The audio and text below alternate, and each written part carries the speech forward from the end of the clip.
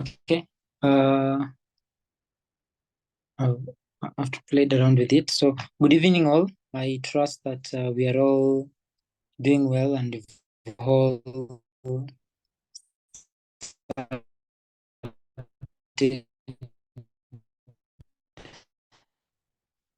the week well. It's funny to say start because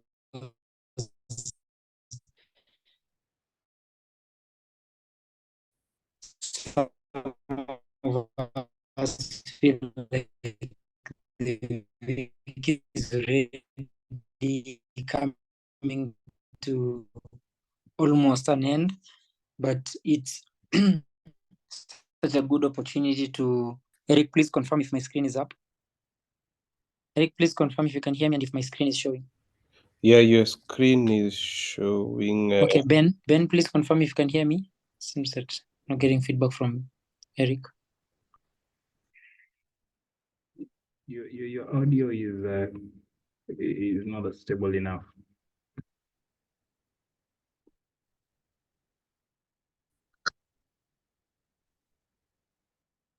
And we completely lost you.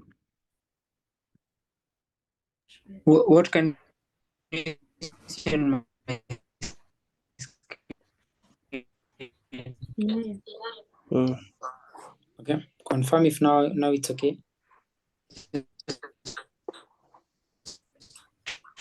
Ben, please confirm if it's now better. Yes, we can see. Yeah, we can see you sharing a screen, and your audio is now much better. Okay, thank you. Thank you, apologies for that. So, welcome to our meeting today. If you're joining us for the first time, we are happy to have you. And if you're joining us, if you are frequent in our meetings, it's having a bit that also again. Sorry. Okay, and if you are a frequent in our club, sorry, just mute one of your devices. I think we are having a double echo. I only have one device on. Okay, now proceed. I think there was another one. Okay, sorry about that. Okay, so if you are frequent in our club, we are always happy to host you, and we're excited for this session. So our topic for today is behavior-based safety, safety culture, and our speaker today will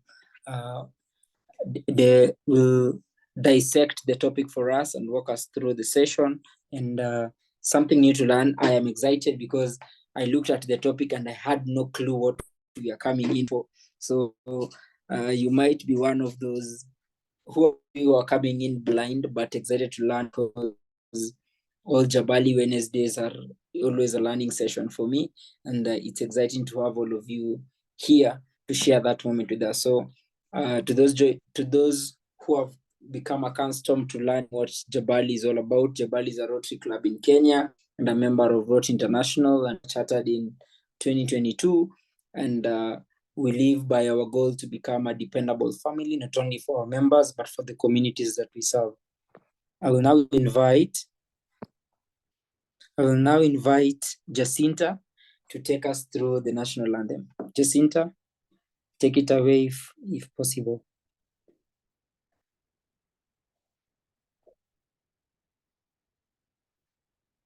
Jacinta?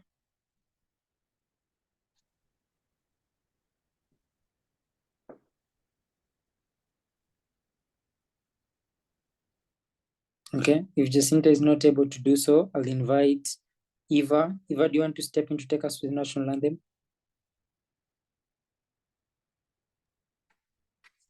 So let's go through the national anthem. The first stanza. O God of all creation, bless this our land and nation. Blessed be our shield and defender. May we dwell in unity, peace, and liberty. Plenty be found within our borders. Thank you so much, Rotarian Eva. I now invite Derek Adang to take us through the Rotary Grace. Derek.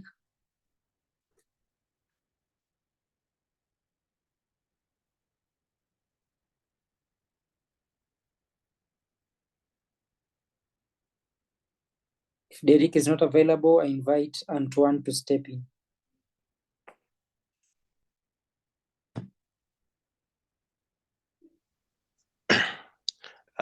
Good evening, everyone. The Rotary Grace, O Lord and giver of all that is good, we thank thee for our daily food. May Rotary friends and Rotary ways help us to serve thee all our days. Amen. Amen. Thank you so much, Lieutenant Antoine. I now invite Valentine to take us through the 4-way test. Rotarian Valentine. The Rotary 4-way test. The things we think, say, or do. Is it the truth? Is it fair to all concerned? Will it build goodwill and better friendships? Will it be beneficial to all concerned? Thank you so much, Rotarian Valentine. I now invite Ben Kimani to take us through the object of Rotary. Rotarian Ben, please take us to the object of Rotary. Thank you. The object of Rotary is to encourage and to foster idea of service as a basis of worthy enterprise, and in particular to encourage and foster, 1, the development of acquaintance as an opportunity for service, 2, high ethical standards in business and professions, the recognition of worthiness of all useful occupations, and dignifying each Rotarian occupation as an opportunity to serve society. 3, the application of the ideal of service in each Rotarian's personal, business, and community life. Lastly, the advancement of international understanding, goodwill, and peace through a world fellowship of business and professional persons united in the ideal of service. Thank you. Thank you so much, Rotarian Ben. And now, in recognizing our local leadership, I ask all of us to give a toast to the President of the Republic of Kenya. To the President. Anyway, since my dreams of smoking shisha are done, tell me stories. Someone help me mute someone who is speaking. So I'll now take this time to go through the members present and to the people present on the call. Quickly say your name, your profession, and what you're looking forward to most in this session. Is that clear? So your name, your profession, and what you're looking forward to most in this session. So to kickstart the session, I'll invite Diana Kaburu. That is very wrong because I'm already saying the name. But Diana, kick it off.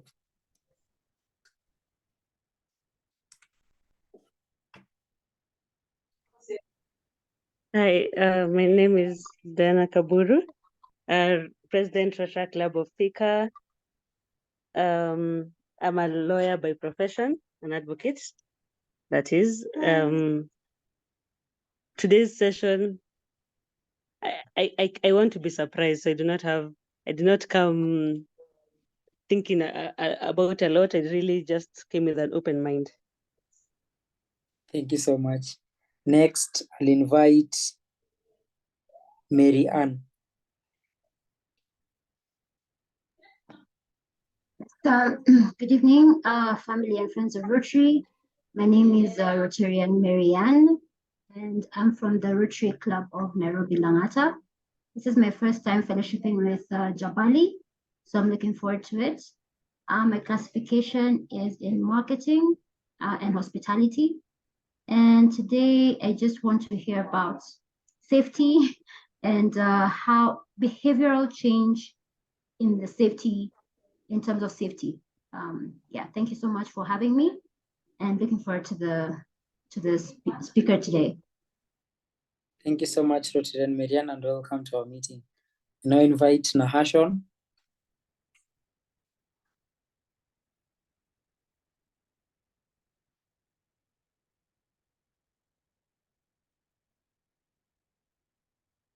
I invite Alfric.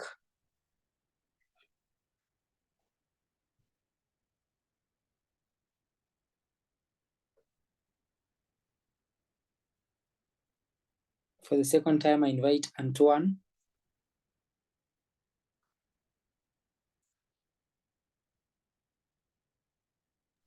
Hi, everyone.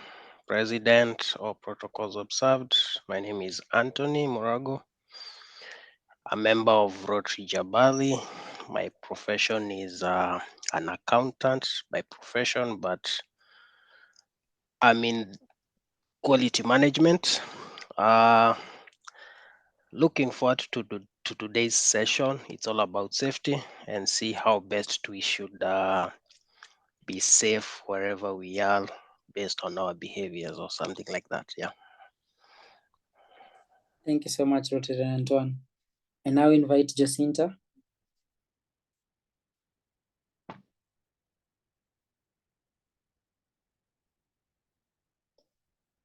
I invite Brian. Good evening, everybody. Good evening, Brian. Yeah, my name is Brian Kisoso, and an aspiring member of Rotary Jabali. I'm a systems auditor by profession. And for today's session, I look forward to learning about the safety culture. Thank you. Thank you. I invite Grace.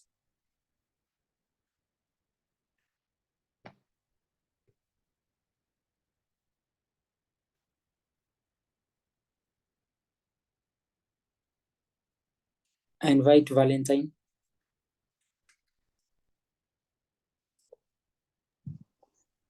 Thank you, President. Good evening, friends and family of Rotary. My name is Rotarian Valentine Muini, an economist by profession, a member of Rotary Jabali. Like Dan, I think I also came quite open-minded. Looking forward to hear from our speaker. Thank you, Rotarian Valentine. I now invite Quincy.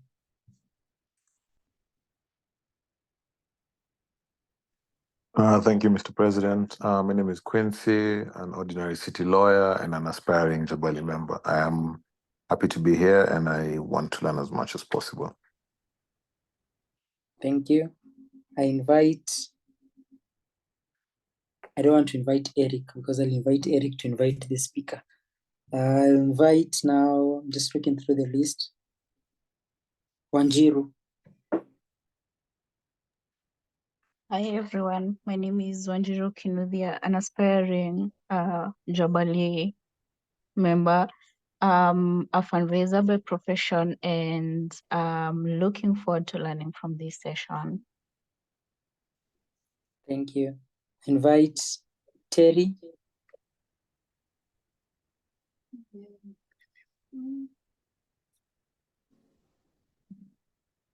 Terry, please proceed.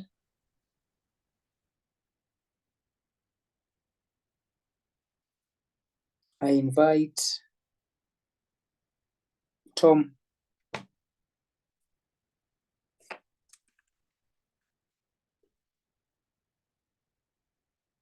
I invite Hamisa.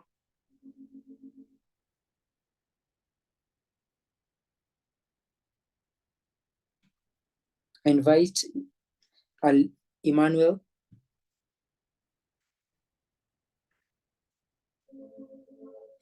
Today, I think you're the only Emmanuel present, so.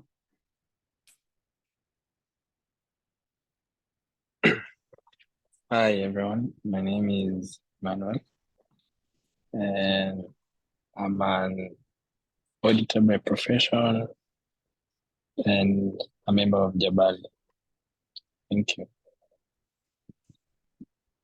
Okay, so I believe that means no specific expectations for the meeting, right?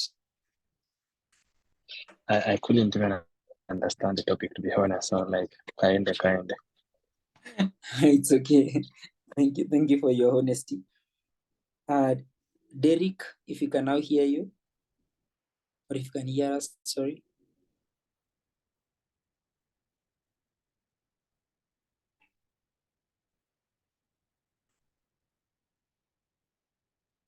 Eva. Mr. President, family and friends of Rotary, good evening. My name is Eva Kaburu, Membership Director of Jabali. I'm an aeronautical engineer.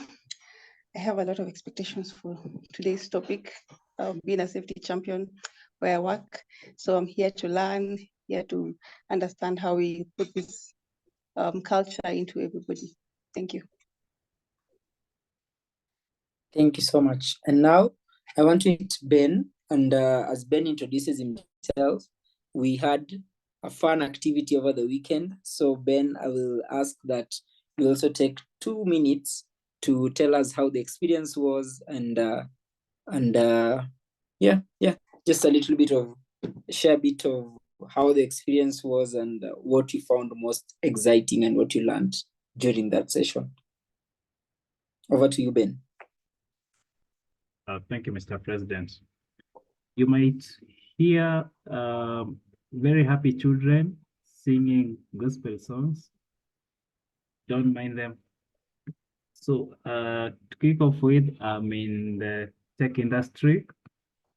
At this point, I just help companies. I help companies resolve their tech problems. That's what I do for a living.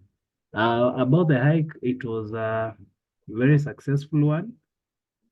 We actually sold out, and one of the major key things is that all of us were able to reach the peak.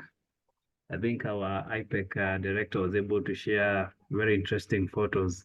As much as we did not reach all of us at the same time, we all reached there.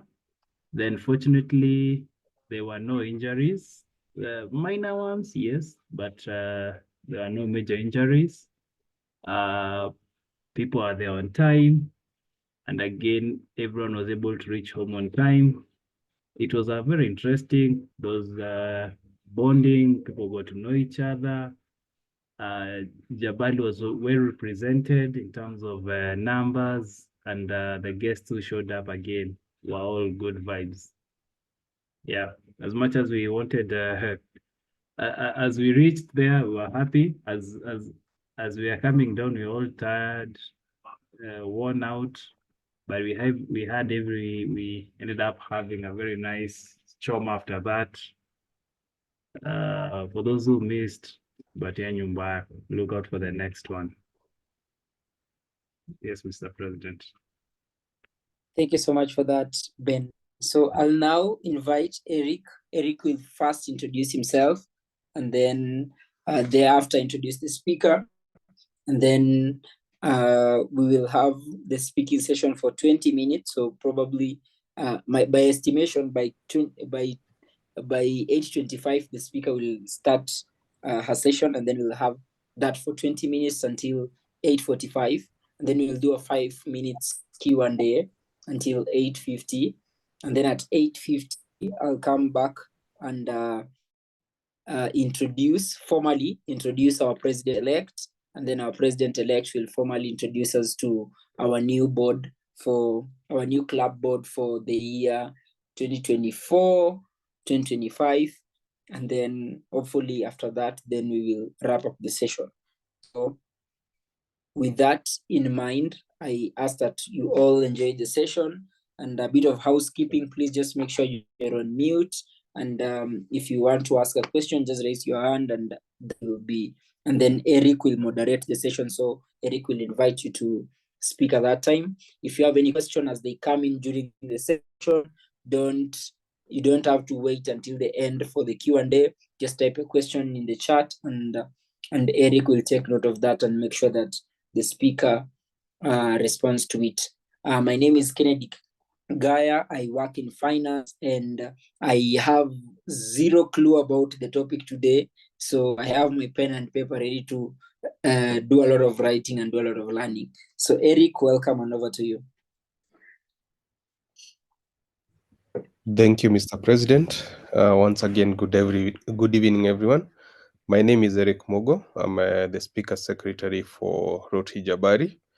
On a day-to-day basis, I do project management, and by training, I'm a civil engineer. So today we are happy and we feel delighted to have one of the best people that I've encountered during my working life. She has a vast experience in terms of safety issues, and she has been into several projects, that is both locally and also some internationally, worked across several companies, including doing one of the major projects, that is the Mombasa port, and ensuring that everybody goes home as they came, but with a big pocket a little bit. So today I'm happy and honored to introduce one of the best safety champions that I know. Her name is Eufrasier. On site, we normally call her Eufy. So feel free to engage her. And at the end of the session, I believe that most of us will be safety champions in our own way, and we'll get to understand all about safety and what it all entails, and how do you become a safe person and develop that culture. So Yufi, I hand it over to you. Feel free to share your camera, to share your image, and also to unmute. Yufi.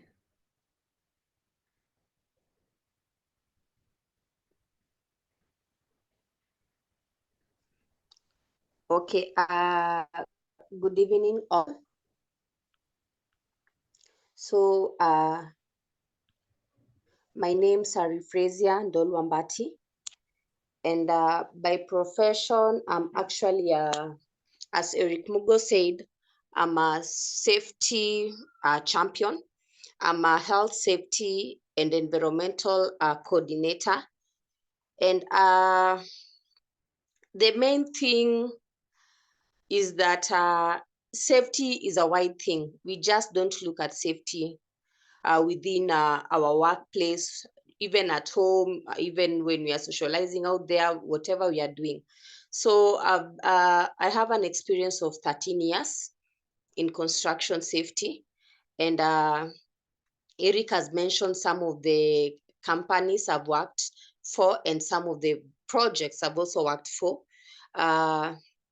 I think the biggest project I've worked for is the Mombasa Port Development Project, both phase 1 and phase 2. And apart from the construction industry, I'm a mother of one. And I like cooking. I like cooking, and I like interiors, and I like doing the interior design and the landscaping, all that. But today's topic is very interesting, especially for you guys, because I'm hearing the comments of we have zero expectation, because you see, when we talk of behavior-based safety, everyone comes into mind about it's all about safety. Yes, it's all about safety, but again, it's more about our behavior. And the most important thing that you should know about the behavior-based safety, it is a process that helps us to identify and choose a safe behavior over an unsafe behavior. And the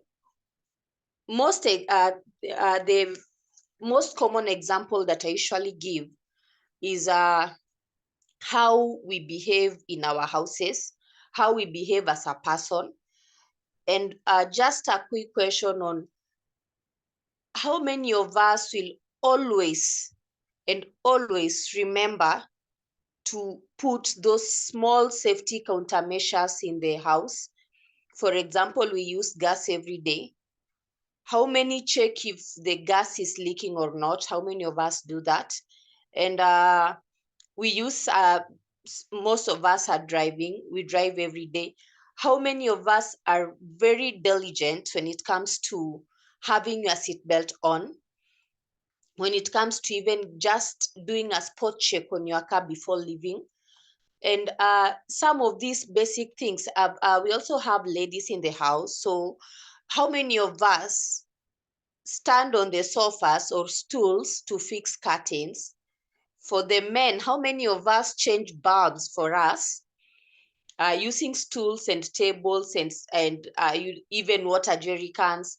Basically, that's what we are talking about, the behavior-based safety. How safe do we behave at home? How safe do we behave at work? How safe are you as a person? And even just when buying a blender or something or an electronic in the house, how many of us will take time to read the manual and see how is this thing being operated? So basically, that's what we are in to talk about today. Nothing much, is just our usual life, because those in the construction industry, we have a wide range of safety. But at the end of the day, safety begins with us. The way we say charity begins at home. So also safety begins at us on a personal level.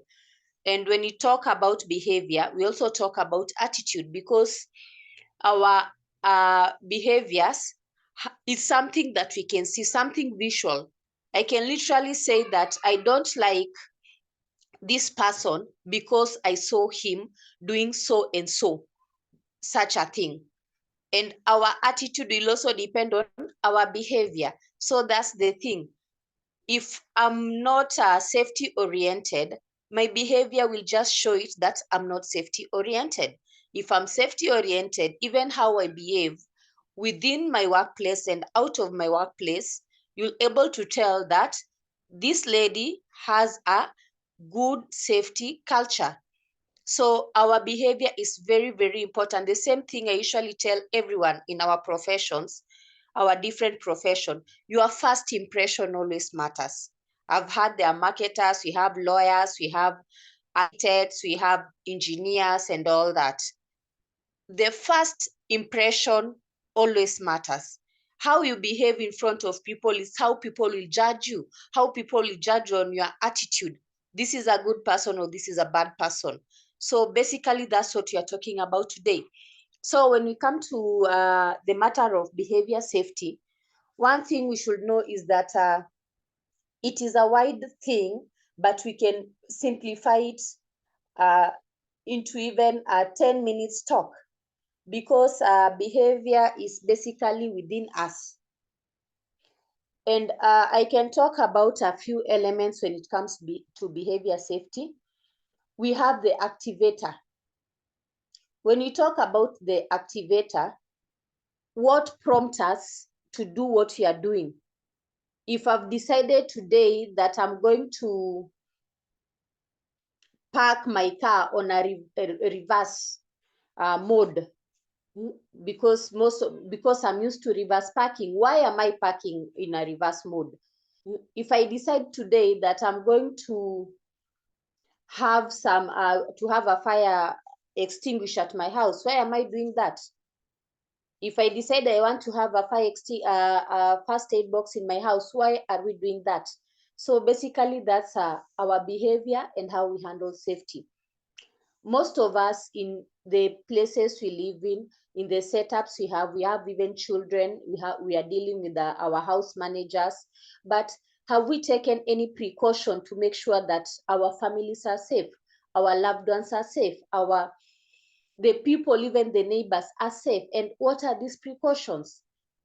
Basic first aid training. If you go to work and something happens to your child at home, is your house help or is the person in the house able to ensure this child is administered for first aid?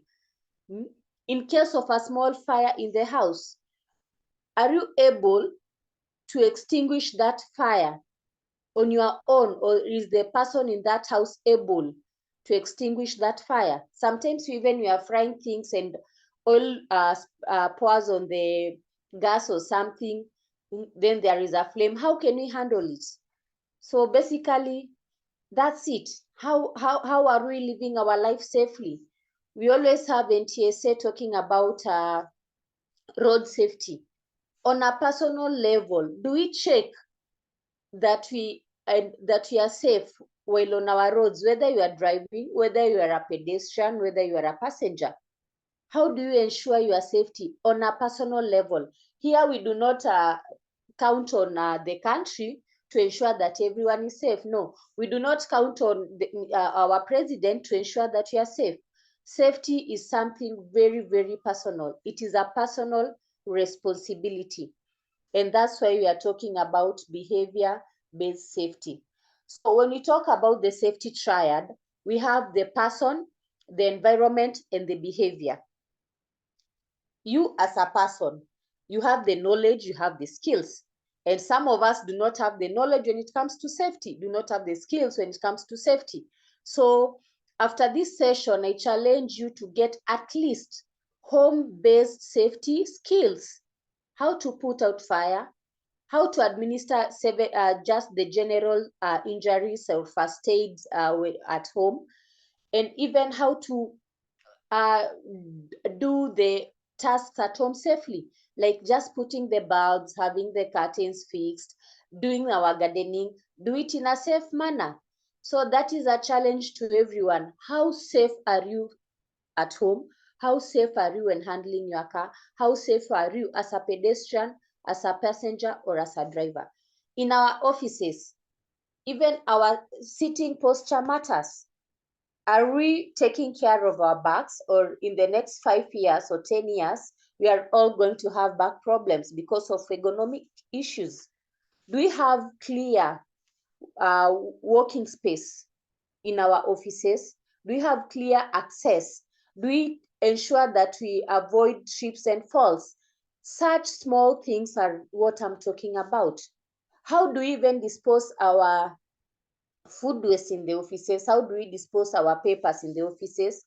Or are we the kind of people who eat a banana in the office, then we throw in the next dustbin that is next to us?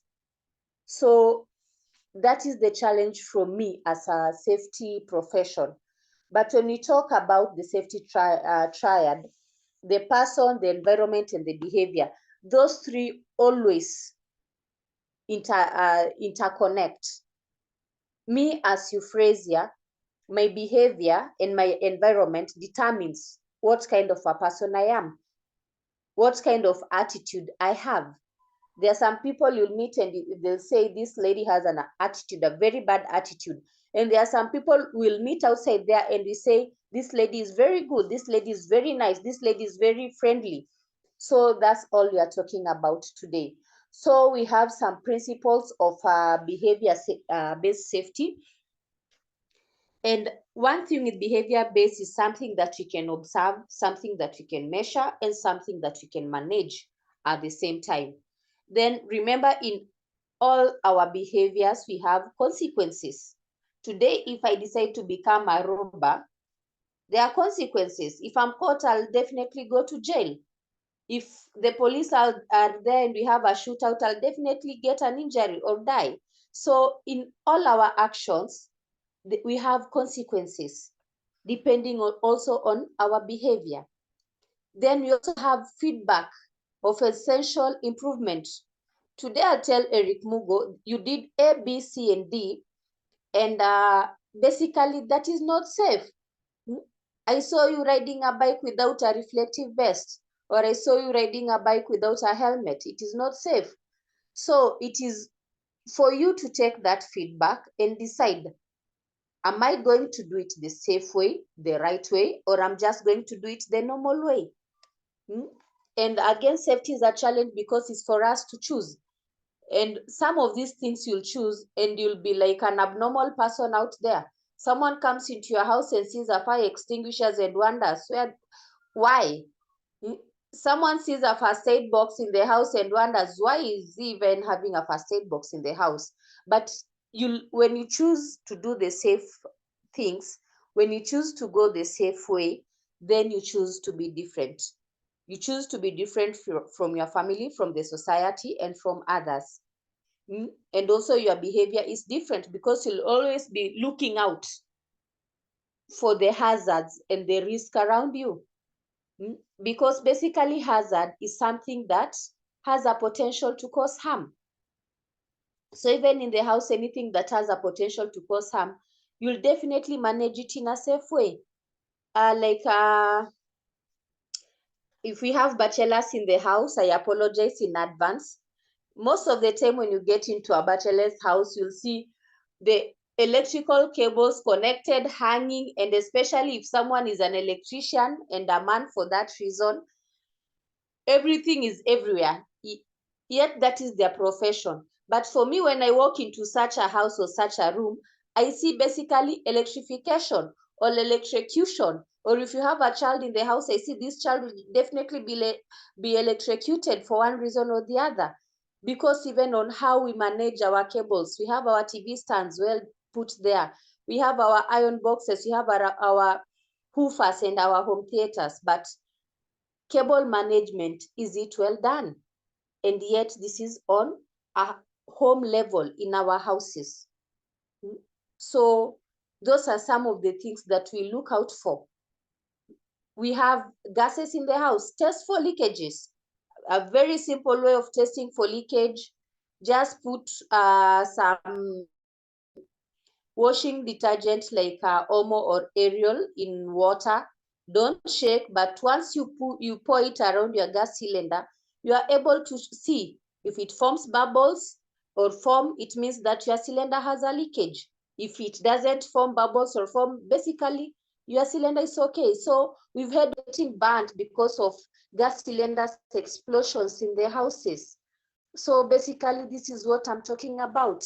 As simple as that, that is behavior-based safety for all of us, not just because of construction or because of our work.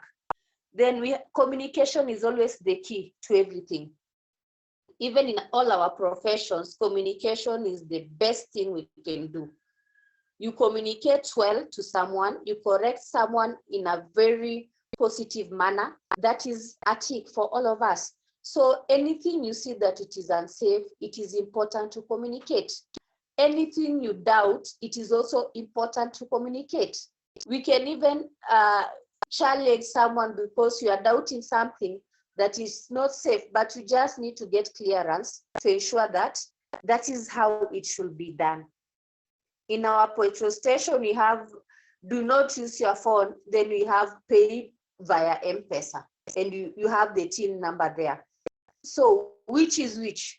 Basically, those are the things I'm talking about. Then we have participation and creating ownership. You have to own safety.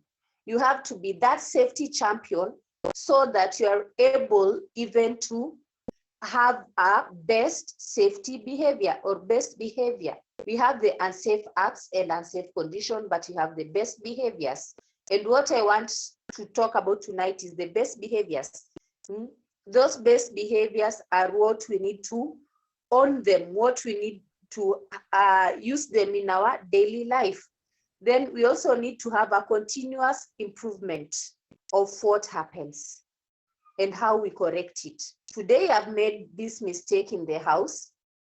I forgot the gas on and it was leaking. Tomorrow I have to check when I leave the house.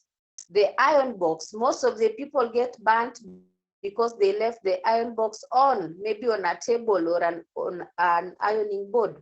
So that is a mistake you've made. But what are the lessons learned? Do you have continuous improvement? Finally, we need to be proactive and not reactive.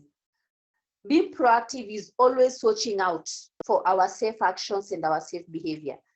Being reactive is waiting for someone to get burnt in the house, then you start making the corrections. Being reactive is waiting for you to get a flat tire, then that's when you start checking your car every day in the morning. So in our daily lives, let us be proactive and not reactive. So in a nutshell, we have barriers to safe behaviors. This one is being untrained or unskilled. You've heard about safety, but you do not know anything about safety. We have being complacent.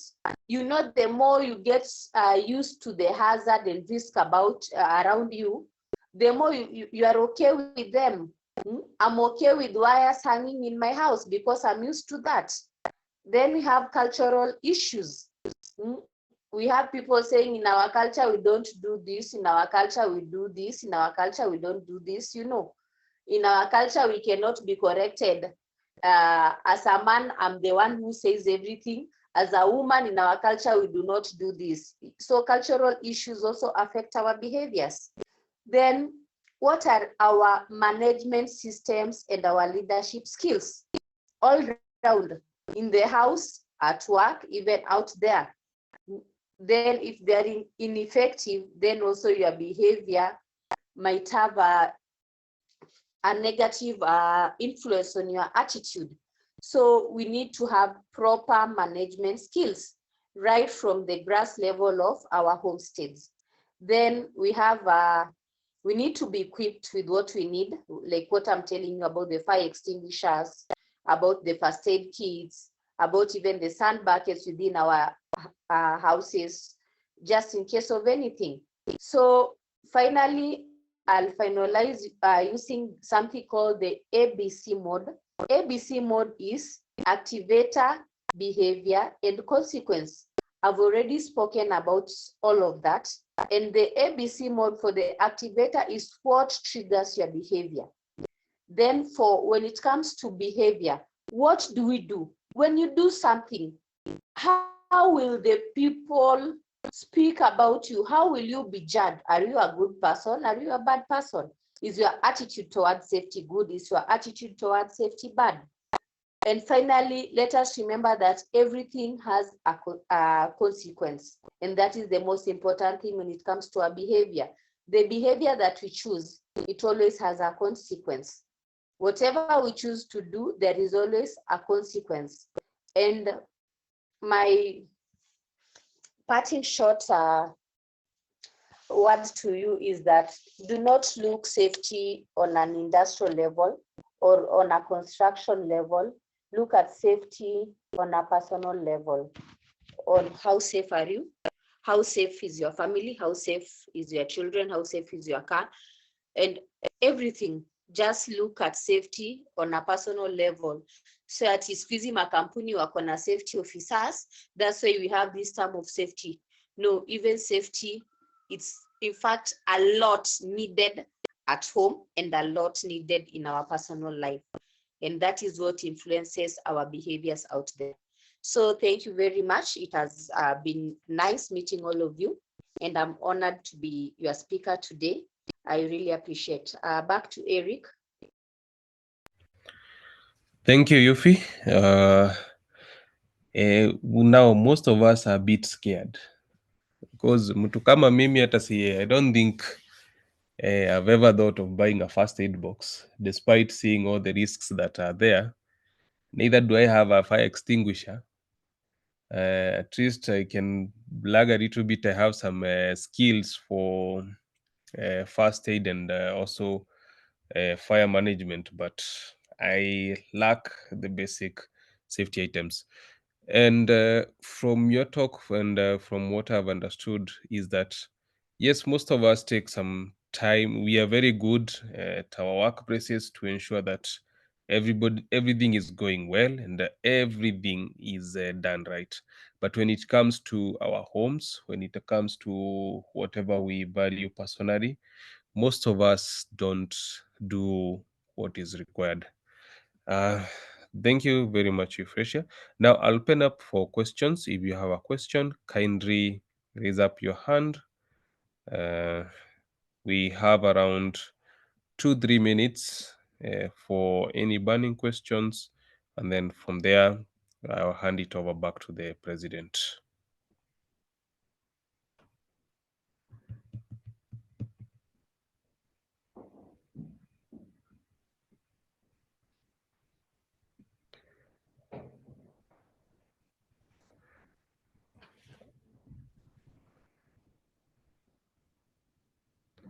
So I'm watching out for questions. As we wait for the questions, perhaps Eufrasier, you could elaborate a little bit more about now how does one certify that you have given the how to check for gas leaks. Now I found out that my gas is leaking, and once I've removed that the regulator is still leaking. What am I supposed to do?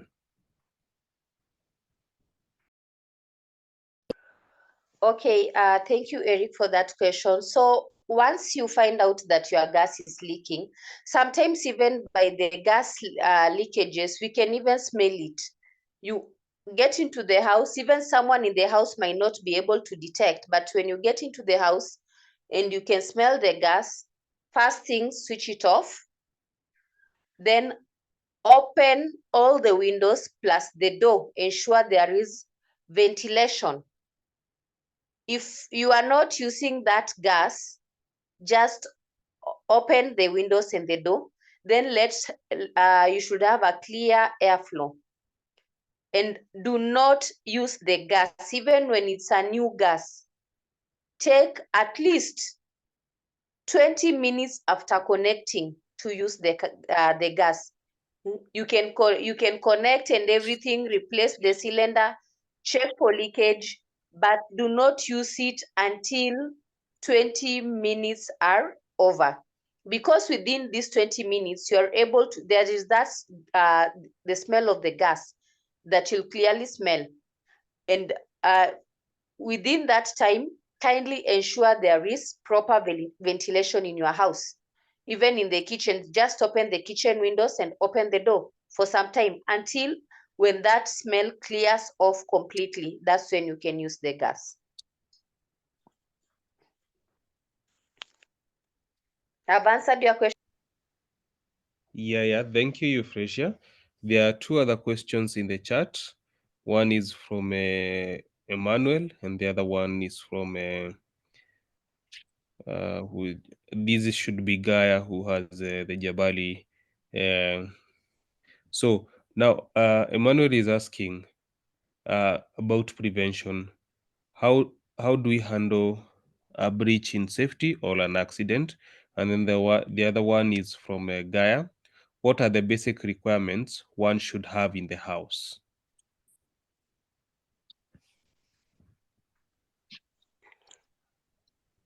Okay, if I've understood the first question well, is how to handle the accident or the incident.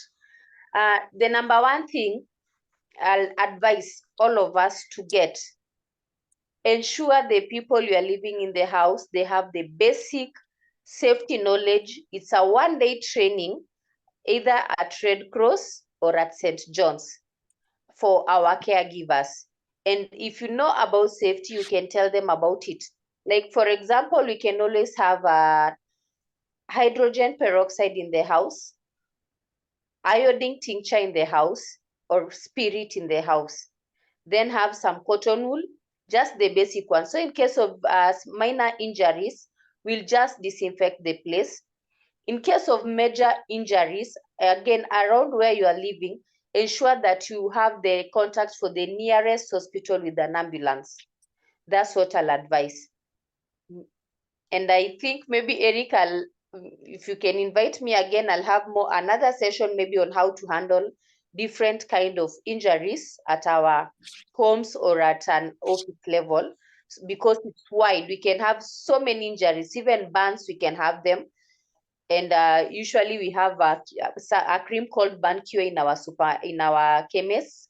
So we can always have a tube of burn cure, so that in case of burns, if it's minor burns, then we can have it. Then maybe in case of a fire injury or a fire outbreak, so that is again something very complicated. For the kitchens, I recommend us to have just a small fire blankets in the kitchen. It's easier.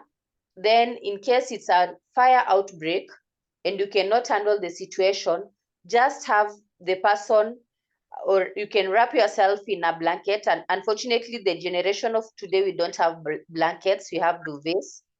So it has to be something fire retardant. Then you just leave the house. Never put yourself in line of fire if you do not know how to put off a fire.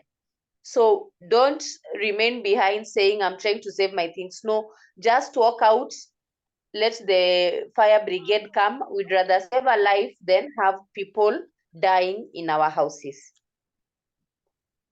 Okay, now on the second question, Eric, read for me the second question.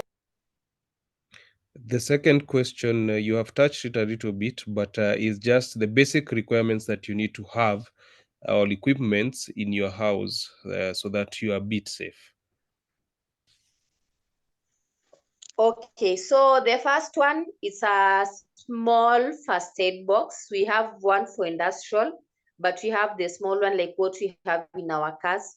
Personally, in my car, I have a first aid box, same to my house, and I have a small fire extinguisher, just a small one, not the big one. Do not go for the big ones. Just a small fire extinguishers like the one we have in our cars. It's okay for the car, and for the small first aid box that we have again in our cars, it's okay. Now for the house, we can go for the medium first aid box. It has a wider range of first aid equipment like the bandages, the crepe bandage. We have the swabs, alcohol swabs, the disinfectants, all of them are there. Then a fire blanket is very essential in the kitchen to cover the fire in case of a fire outbreak. And one thing I usually encourage, especially if you're a parent, the sockets and any cable in your house, ensure they are hidden and away from children. Something that even our house managers, they can be mopping and you have some open cables and wires, and the lady gets electrocuted or something. So those are basically the few or the least safety precautions I can tell you. We have the small items, fire extinguisher. It comes in from 2 kg. We can get a nice one. Fire blanket, we have the smallest one, and a first aid box. That's okay. That's good to go. And always make sure, as I said, for gases, put water in a bottle, put Omo or any washing detergent or Ariel or whatever, but do not shake. Anytime you are changing your gas or you suspect leakage, just pour it around your cylinders and you'll see the results. Thank you, Yufi. We have the last 3 questions. Number 1 is from Rotarian Tom. He's asking, in the construction industry, a majority of individual private developers claim that the cost of acquisition of safety equipment is expensive without a quantifiable return on interest. So he's asking, kindly advise how affordable safety measures can be implemented even on small-scale construction projects such as private homes, mansions, and apartment blocks, etc. The next question is from Anne Mombi. She's asking, how would you go about conducting a safety audit for a restaurant to ensure employees are safe? Then the last one is from Africa. How can we measure the effectiveness of safety culture initiative in the workplaces?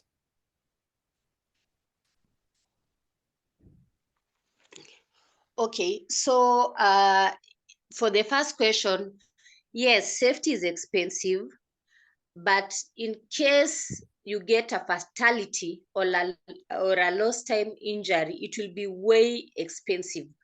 So we'd rather go to putting the preventive measures and preventing these accidents and incidents from happening, like the things I'm talking about, proper PPE,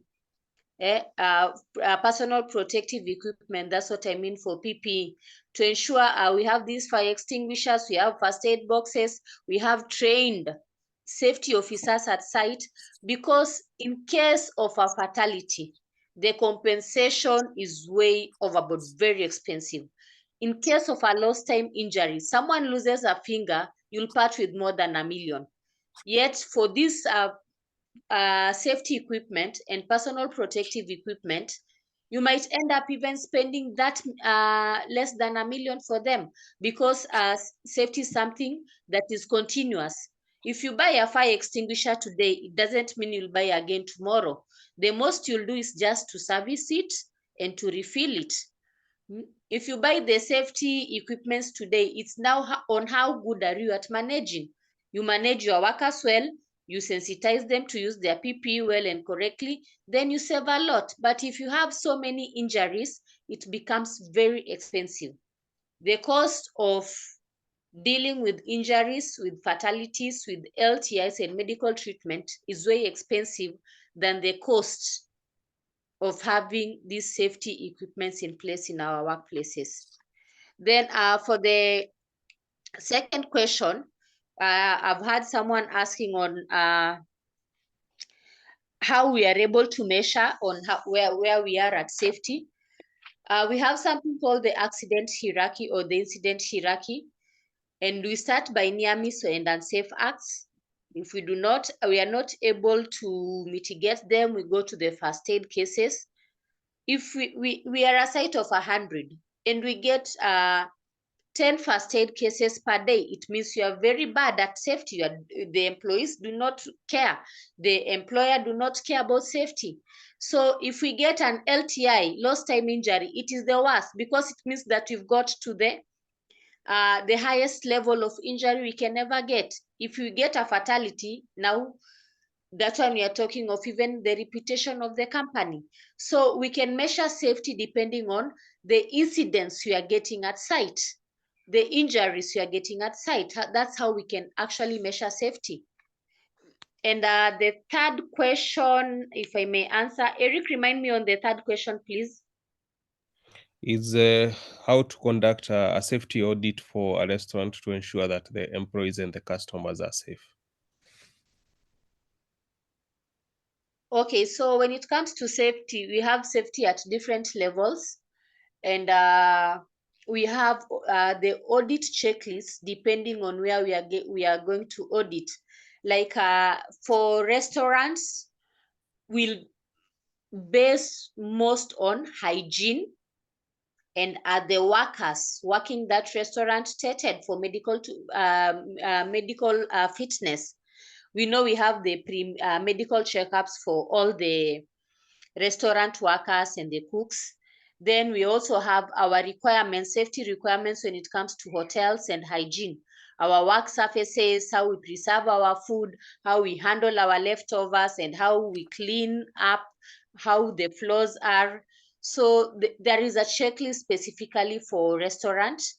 Even now for the customers, that's why we are talking about having clear access, making sure that we don't have anything slippery. We can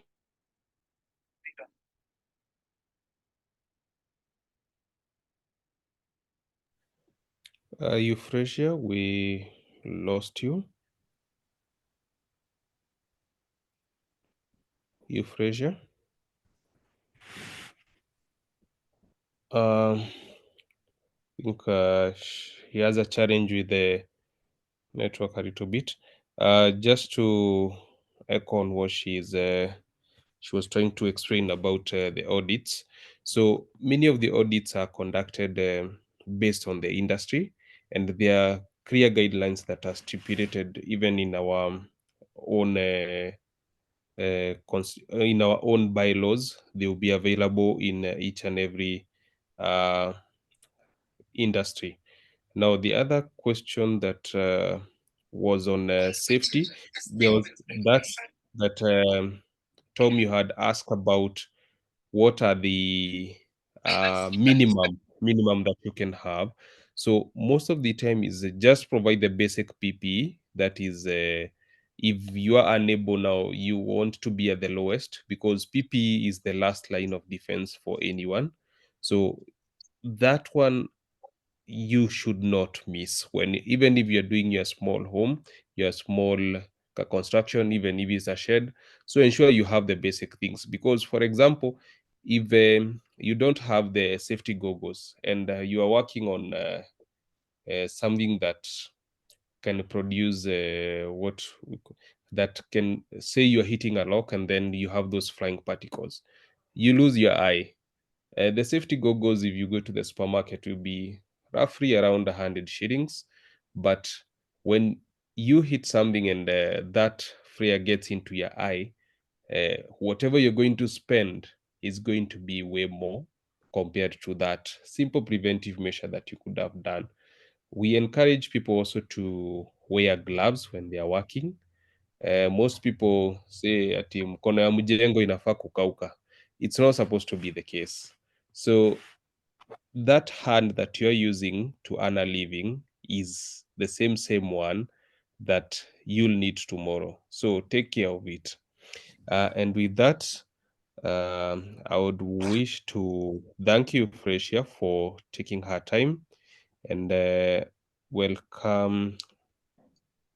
I've not seen Mweni in a while. Mulo Mweni, I welcome you to give a vote of thanks.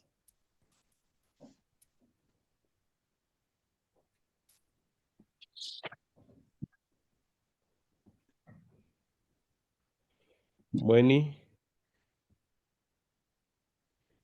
if Mweni is not available, I would ask Eva, you are in the aviation industry where safety is highly regarded. Kindly welcome and give a vote of thanks.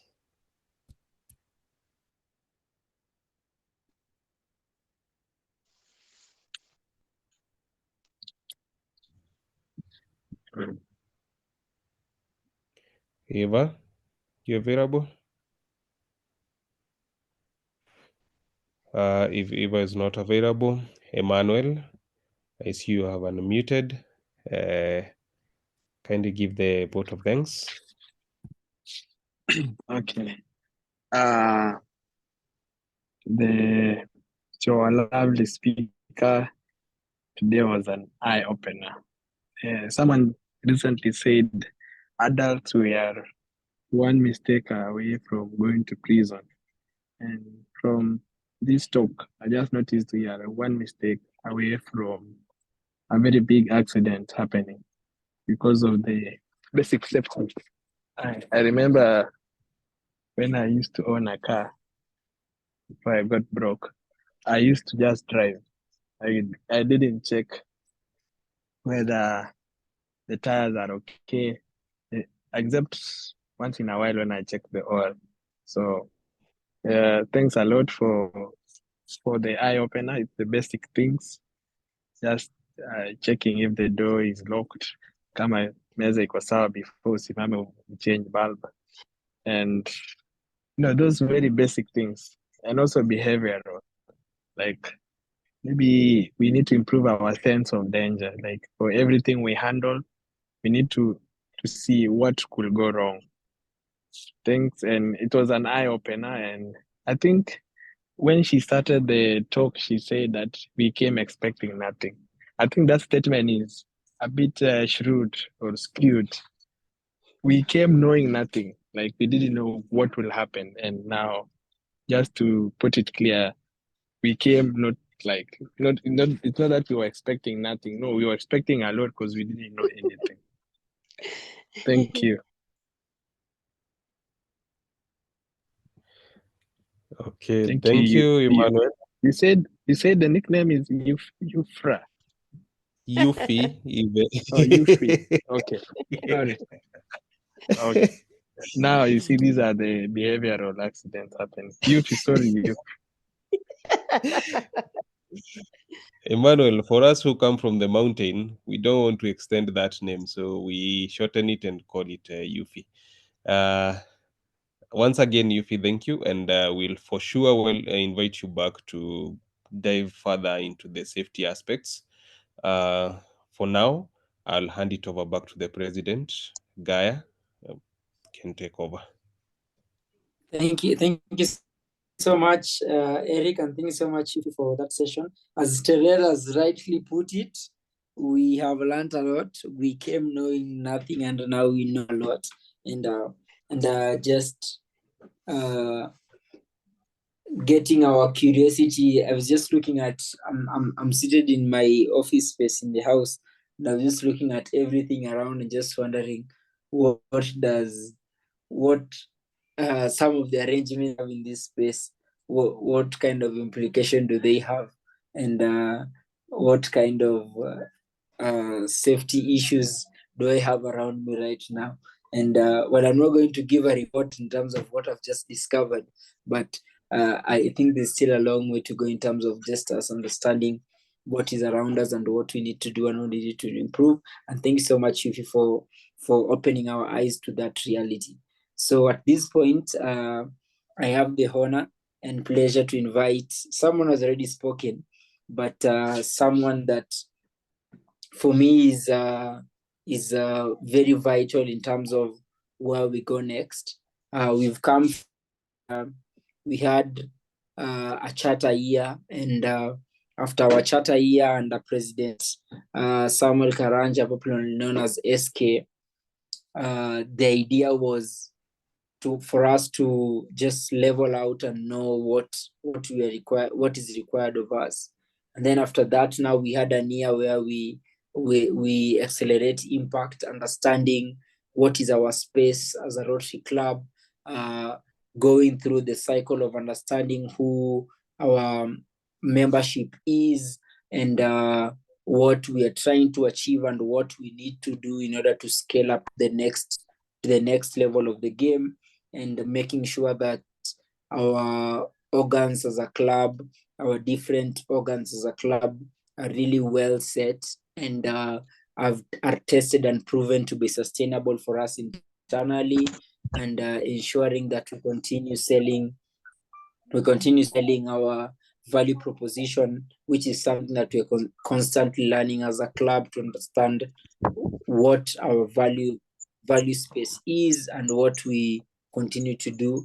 And more importantly, also to grow our finances, to make sure that we're in a place where financially as a club we're very healthy, and we're very consistent in terms of what we're doing. And so that then sets us as a club the first 2 years at a position where we can then now get into a growth trajectory. And that is why it's very important for us to have a very sober and well-minded, well-thought leader to come into office come July 2024. And it gives me incredible pleasure to introduce to you our president-elect.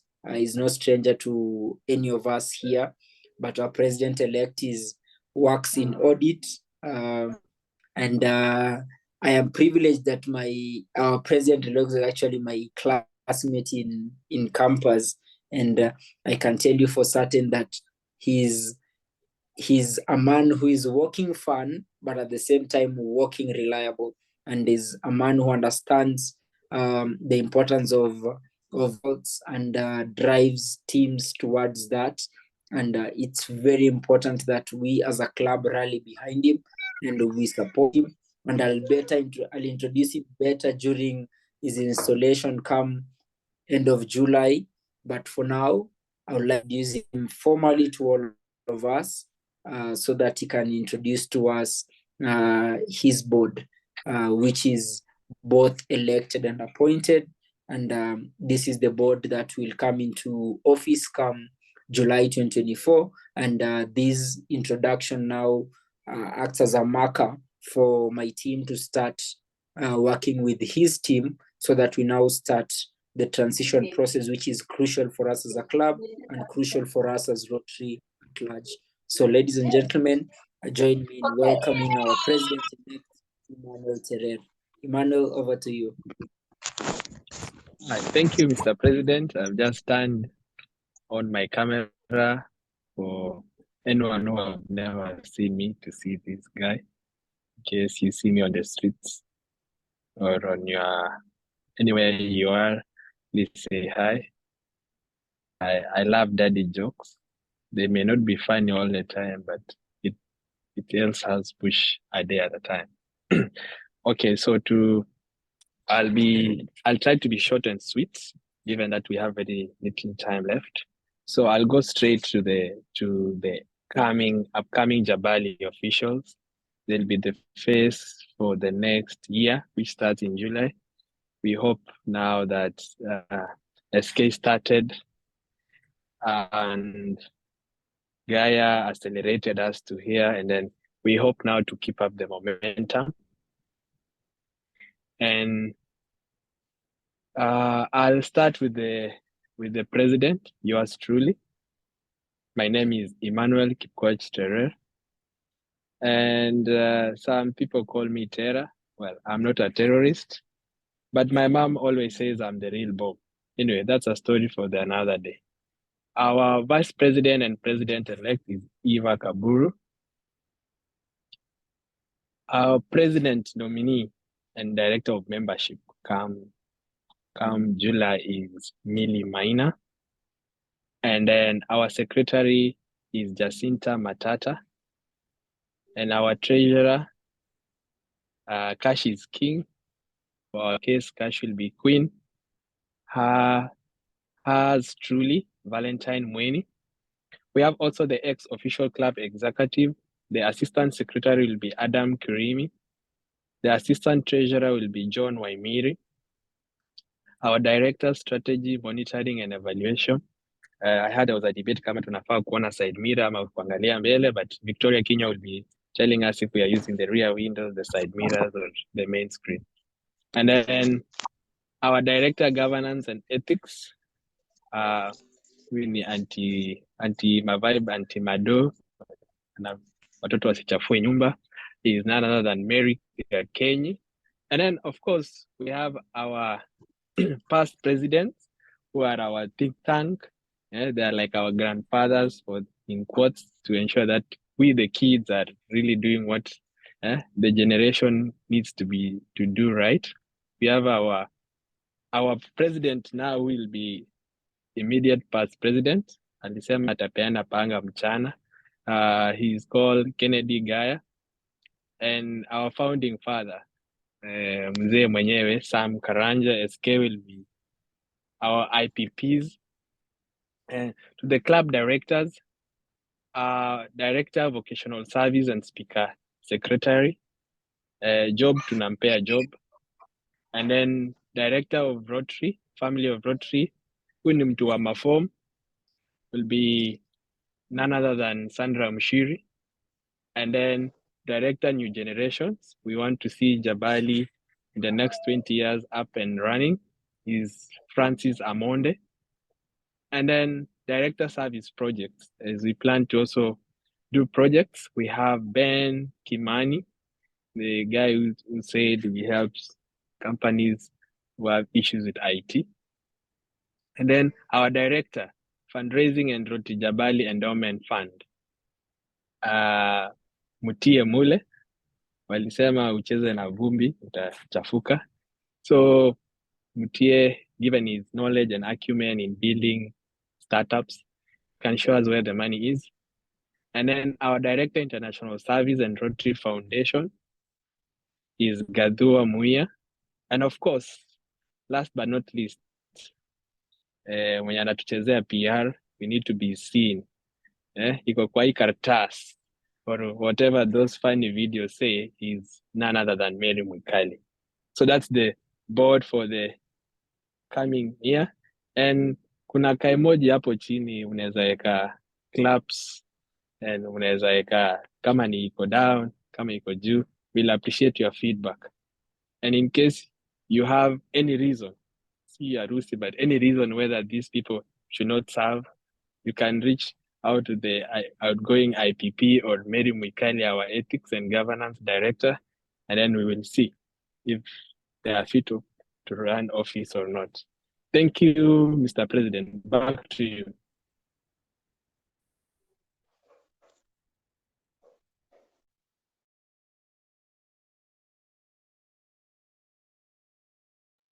So Gaia.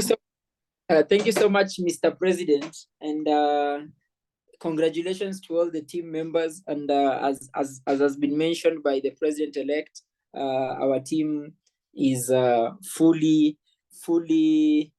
vetted, and that team is the team that we hope will help us keep the momentum as we get into exciting spaces, and then help us transition to even better spaces that we want to be in. So congratulations to that team. Congratulations to those who are taking roles for the first time within the club.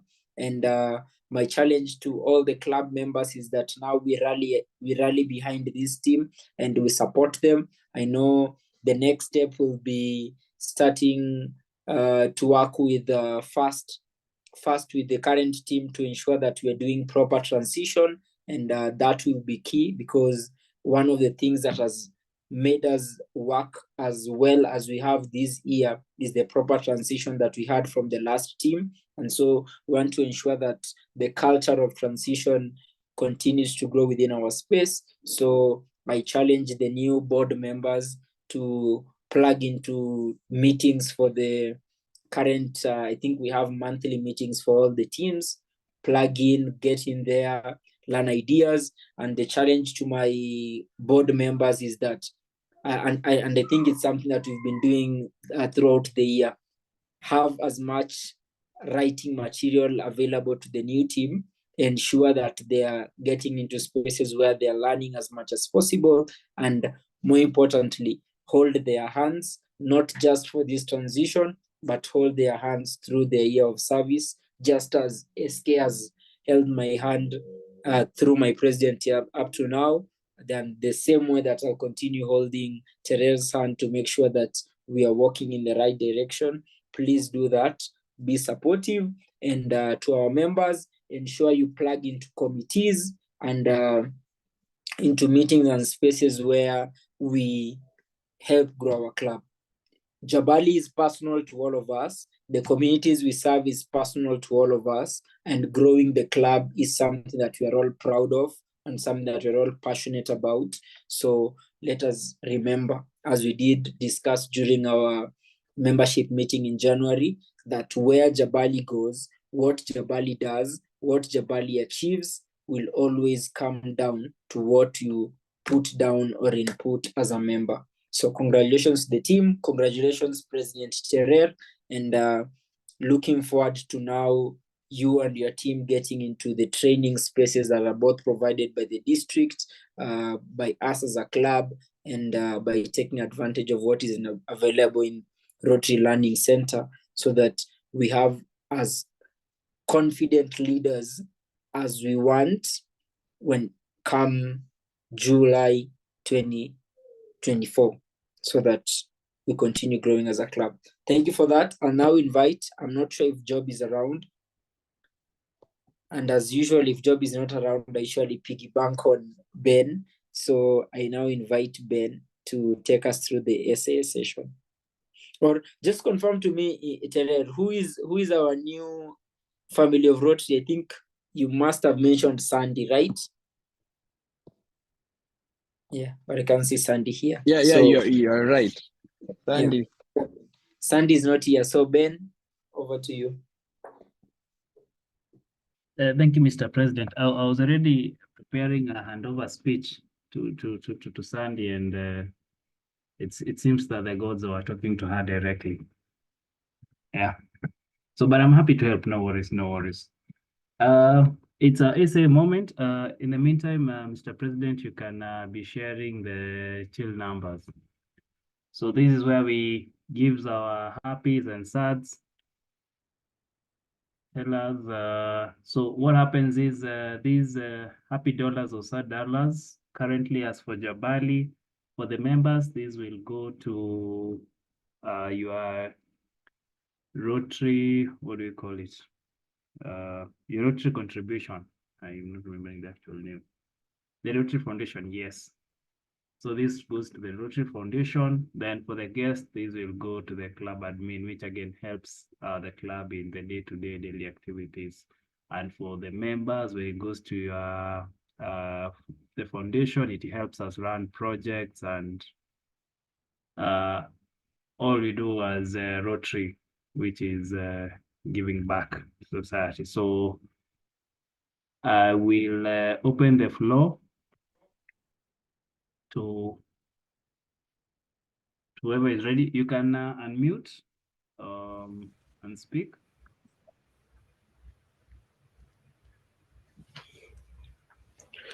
Ben. Yes, maybe. Yeah, $4 happy. One is to the speaker. That was a very good session. 2 is for everyone who joined to listen in.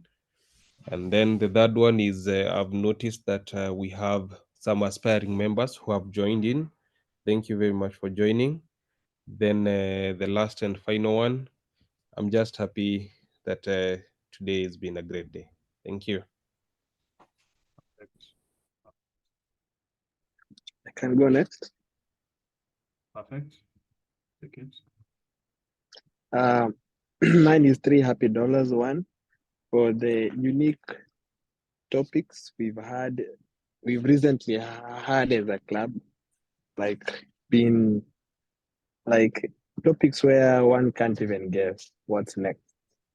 Like you don't know, we are unlocking new levels of speakers of topics from AI to safety. It's part of our lives, but we never really take initiative to know more. Then Jabali serves us in a silver plat. Number 2 is for the speaker today. She was very eloquent. She delivered 100%. And then the third one is for the new board. As at now, they have all accepted to take up the new roles. Our prayer is that no one changes mind. Thank you. Thank you. I'll make a twist. I hope our guest is still here. So she will tell me who will give me wrong answers. So for the correct answer, you give $1. For the wrong answer, you give $2. As I'm about to read that happy dollar. So I'll pick at random. And I'll start with names I'm not familiar with. I'll start with someone written M. I do not know who that is. So M, tell me from the speech today, what, I'll call it hazard. What hazard have you identified at home? And what is the way forward and planning to fix it? There's someone who was logged in as M. So again, if you don't unmute, that will be a fine of $2. Going once, twice, thrice, and that's $2 sad. We go to, let me look for another name that's not correctly written. There isn't other.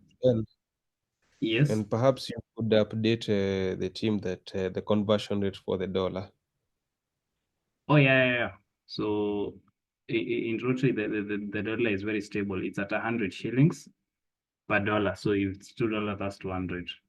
So I'll go to Mokio. That's S Mokio. What one hazard have you identified at home? And what is the workaround?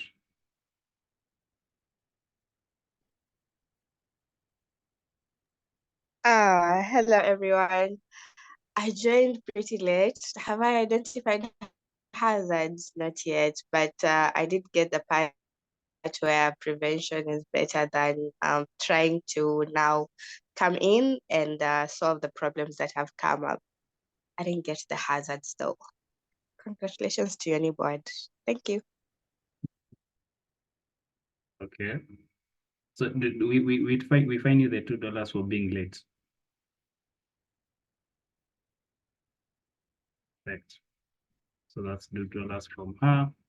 Yeah, definitely. It's all right. Let me look for one Jabali member. Kennedy Macau.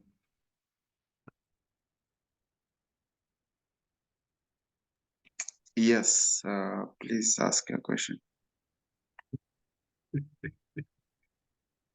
I'll make it $3 for the person who will tell me to repeat the question. So the question is, as per the meeting, we've been told a lot of things concerning safety. So in your home space, what hazard have you just find out, and what is your workaround? I think the common hazards, it's mostly cooking, electrical, and since some of us, you might leave things on water, it's a hazard. So the workarounds is I actually have an extinguisher in the house. And then for things like gas and stuff like that, the safety recommendations, like how frequent you should change the tubes and where you place it, the constraints. I think those are workarounds. And for most of the big electricals like microwaves and fridges also, it's both a hazard and performance issue, where you place and the spacing you give electrical equipment. Perfect. How is that? That's Yeah, he's correct actually. Perfect. So that's $1 for you, Ken. One last person I'll pick at random, Rotarian Tom.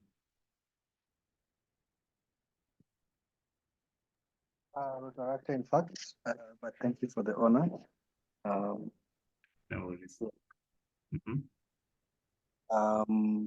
I'll give one happy to Rotarian Vicky Kenya for the invite. This is my first time fellowshipping with the Rotary Club of Jabali, and appreciate for the very interesting conversation, and also for all that I've learned today. So thank you.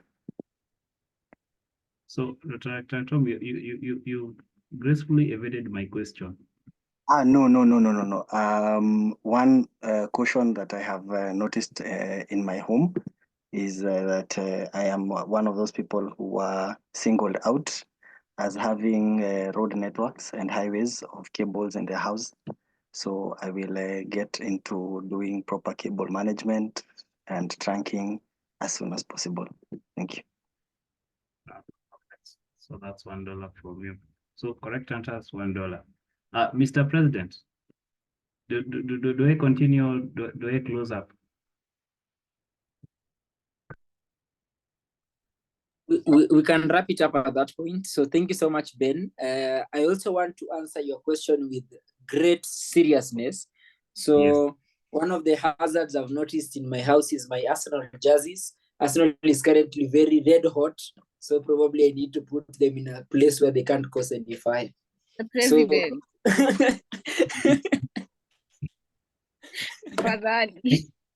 I think you should, the best workaround is take them outside, never wear for your own safety.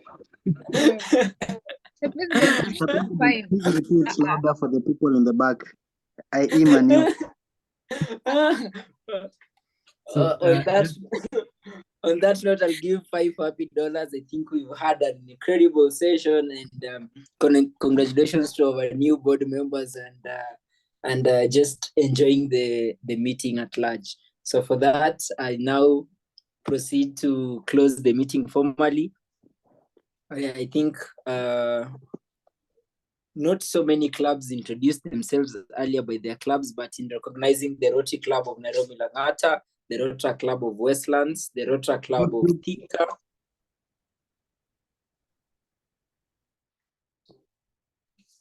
I think someone interrupted me, so I'll just go back and start again. So in recognizing the Rotary Club of Nairobi Langata, the Rotary Club of Westlands, the Rotary Club of Nairobi Langata, the Rotary Club of Thika, and the Rotary Club of Jabali, I give you to Rotary the world over. To Rotary the world over. World over.